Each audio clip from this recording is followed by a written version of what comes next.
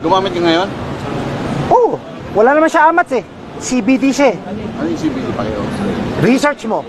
Nung nagmamaneho ka, gumagamit ka rin. Gumagamit? Oo. Hindi ako tumitigil gumamit. Gumagamit ako araw-araw. Pagising ko hanggang matulog ako, kahit tumatay ako, gumagamit ako. Sinabi mo hindi ka daw pwedeng huliin dahil anong dahilan? Bakit?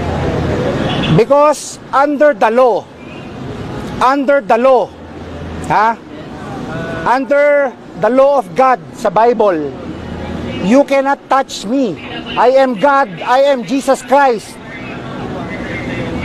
You're the son of God? Yes, no, I am God in flesh. Paano mo nasabi, sir?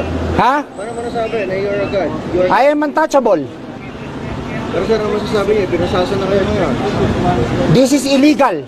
Kasi, You have nothing against me. You cannot touch me.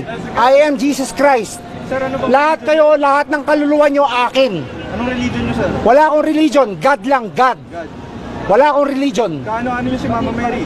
Nanay ko, I am the law. Bakit hindi godly? Ako nagde-decide, hindi kayo. Amen.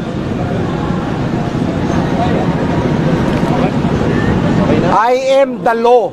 I am the way. Lahat kayo, dadaan kayo sa akin.